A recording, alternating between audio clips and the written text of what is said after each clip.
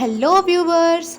आज का वीडियो देखकर आप खुद से सिर्फ एक सवाल पूछेंगे, मैं यहाँ तक कैसे गिरा।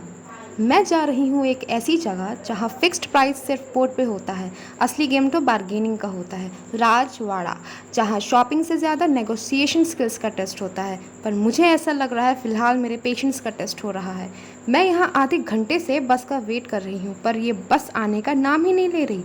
आधे घंटे वेट करते करते मेरे शाम के खुराक का भी टाइम हो गया था और मैं अपने खुराक को लेकर बहुत पंक्चुअल हूँ। ज़्यादा टाइम वेस्ट ना करते हुए हम गए और कचौड़ी खाई, क्योंकि मेन्यू में सिर्फ एक कचौड़ी और मीठा समोसा था। खाने के बाद एक उम्मीद की बस नज़र आती दिखी, बट कंडक्टर भैया ने बोला यू डिज़र्व बेटर। पेशेंस मेरी बॉडी में बॉयल होकर इवॉपरेट हो गया था, इसलिए फिर मैंने ई रिक्शा से जाने का फैसला किया।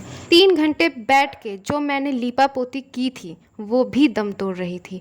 मौसम बहुत सुहाना था, हौले हौले हवा चल रही थी, पेट में बटरफ्लाइज फील हो रहा था।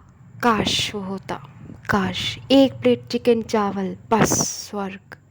मैं अपने चिकन लव के ड्रीम में बस खोने ही वाली थी कि रिक्शा वाले अंकल ने मुझे जगा दिया, गड्ढों में स्पीड से चला के। ये तो कुछ नहीं, मेरी किस्मत तो इतनी अच्छी है कि अंकल ने मुझे राजवाड़ा से 500 मीटर पहले उतारा। क्यों? ये राज भी अंकल के साथ चला गया। हिम्मत नहीं हारना है गाइस, ज़िंदगी का पहला व्लॉग है। बाधाएं तो आएंगी। बाधाओं के साथ सड़क पार करते हुए हम जाने लगे राजवाड़ा की तरफ। तो आखिरकार हम पहुंच गए राजवाड़ा, जहां हर दूसरा बंदा इन्फ्लुएंसर लगता है और हर तीसरा दीदी लास्ट पीस बोलता है। राजवाड़ा के इस भयानक दृश्य को देखकर मेरे मुंह से बस यही निकला, ये प्यारे प्यारे लोगों के भीड़ को देखकर मन में बस एक ही आवाज़ गूंज रही थी, और बनो यूट्यूबर और बनाओ ब्लॉग। पर गाइस, ये भीड़ मेरे आत्मविश्वास को नहीं तोड़ सकती, ओनली धक्का दे सकती है, जो कि मुझे खाने की आदत है। अंदर घुसते ही अंकल ने चमचमाते हुए अपने सामान का एडवर्टाइज करना शुरू कर दिया। 150 के दो, 150 के दो। इतनी खुश हो गई थी मैं कि प्राइस सुनकर कुछ लेना ही भूल गई। मेरे से ज़्यादा मेरा कैमरामैन एक्साइटेड था, जो मुझे छोड़कर सामान शूट करने में ज़्यादा फोकस कर रहा था। समझ नहीं आ रहा है हंसूं या रोऊं, खुश हो जाऊं कि सस्ते में यहाँ निपट रही हूँ, कि मातम बनाऊं कि कभी 1000-1200 रुपए के फालतू कपड़े पहना करती थी, जो 1000-1200 के लगते भी नहीं थे। यहाँ के लोगों का दिल बहुत बड़ा है। शॉपिंग करते करते अगर आप थक जाओ तो आपको यहाँ नाश्ता भी मिलता है। 10 का मीठा समोसा 20 में। Lovely people. इतने भीड़ में इतने चमचम चमकते चीज़ें देख के तो मेरी आंखें भी चमकने लग गई थी। इतनी देर घूमने के बाद कुछ हाथ नहीं लगा, या यूँ बोलूँ कि कुछ पसंद नहीं आया। मेरे कैमरामैन भी मुझे बोल दिया था कि दीदी कुछ ले लो, शॉपिंग पे आए हो, इवनिंग वॉक पे नहीं। और मैं अपने कैमरामैन का कहा कभी नहीं टालती, वरना वो किसी और को शूट करने लगेगा। वहीं एक भैया ज़ोर ज़ोर से गला फाड़ के चिल्ला रहे थे, 100 के 4, 100 के 4 मोज़े। तो फिर क्या, मैंने मौका नहीं छोड़ा, मैंने 100 के 5, 100 के 5 उठा लिए मुझे।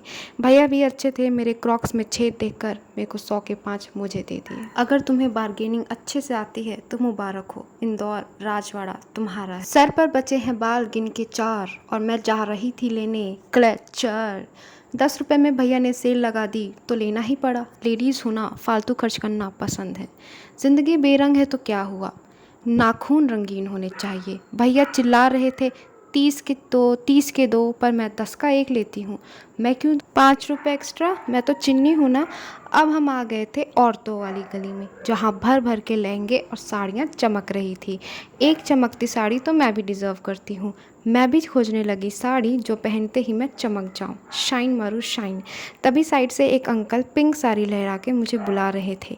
अंकल की स्किल देखकर मैं तो पिघल गई और चली गई। अंकल थोड़ी दद्दू टाइप थे, सख्त थे सख्त, फिक्स्ड रेट बता रहे थे, तो मैंने भी अपना आई डोंट गिव अ बोलकर चली गई। दर दर भटकने के बाद आखिरकार मुझे एक चमकती साड़ी मिली जो मुझे डिज़र्व करती है। ये दद्दू अच्छे थे, जो प्राइस मैंने उनसे कहा उसी में मान गए।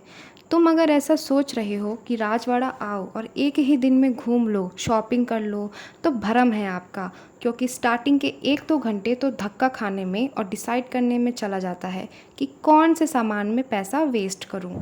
पता नहीं मैं 500 रुपये लेके आई थी तो मेरे 1500 कहाँ गायब हो गए। ये राजवाड़ा है, यहाँ कुछ भी हो सकता है।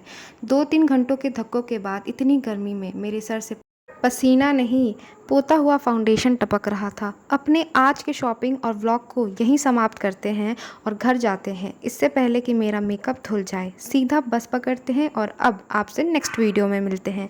This was my first ever blog and comment down if you like it, और कुछ भी हो जो पसंद हो please share your reviews. Till then, take care, bye bye, and don't forget to like and subscribe. Thank you.